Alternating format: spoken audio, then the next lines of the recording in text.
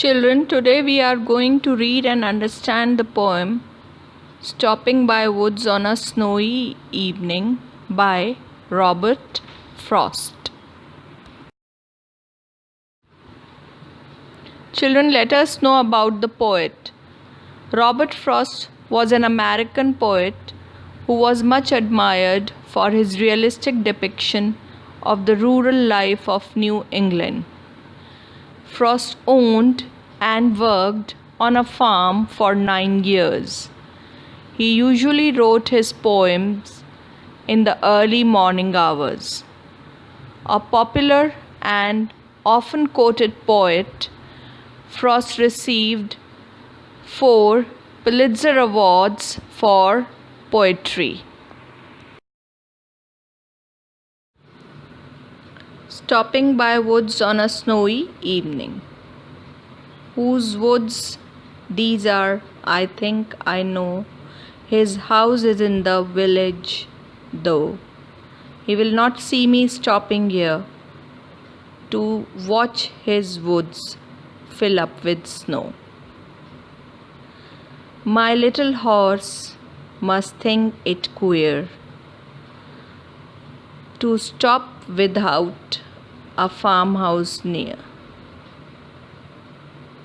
Between the woods and frozen lake, the darkest evening of the year, he gives his harness bells a shake to ask if there is some mistake. The only other sounds the sweep of easy wind and downy flake.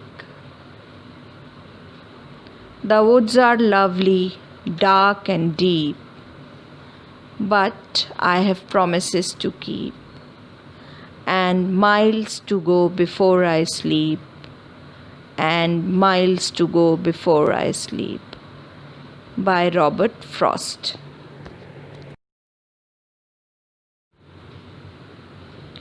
In the first stanza of the poem, the poet stops by some woods on his way one evening. He knows the owner of the woods and even where he lives. He is a bit relaxed, thinking that the owner of the woods lives in the village and he won't be able to see the poet stopping here. Therefore, he can continue watching the natural beauty of his snow-covered woods.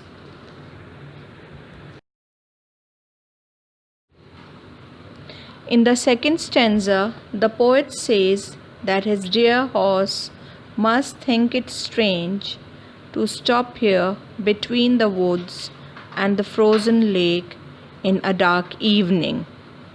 We understand that the usual place for the horse to stop is near a farmhouse.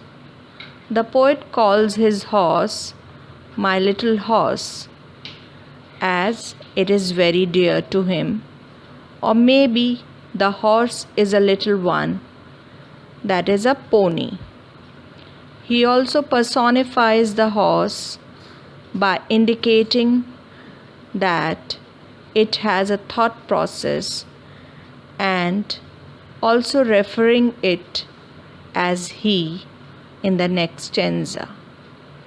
In this stanza, the poet suggests that the weather is cold enough to freeze a lake.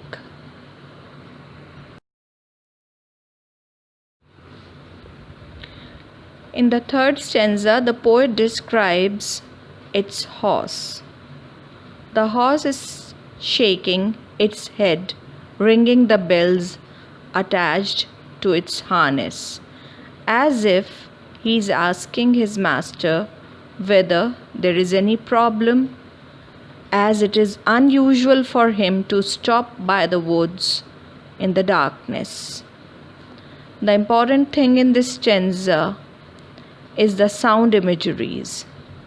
there are only three sounds: the sound of the harness bells, the sound of light wind, and the snowflakes.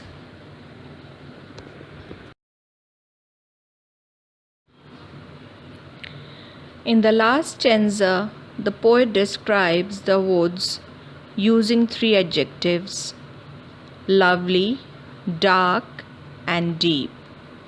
This indicates that he is enjoying the scene and wants to do so for long. But he has other responsibilities in life. He has to go a long way before he sleeps or rests, so he cannot get the enjoyment for long. He has to move on. The poet repeats the last line to highlight the attention of the readers to the responsibilities, duties, and commitments. We should not get distracted by the temptations in the journey of our life. We should not pay heed to those temptations. We should stay focused on our goal and try to reach it in time. We must fulfill our duties. Stopping by Woods on a Snowy Evening consists of 4 stanzas of 4 lines each, and it is called this setting of a poem is called a quatrain. In each stanza, the first, second, and fourth lines rhyme, but the third line does not. The third line rather determines the rhyme of the next stanza. For instance, in the first stanza, no, though, and snow rhyme, but here rhymes with queer, near, and year in the next stanza. As an exception, in the last stanza, all 4 lines are rhyming though. So the rhyme scheme is A, B, B, C, C, D, D, D.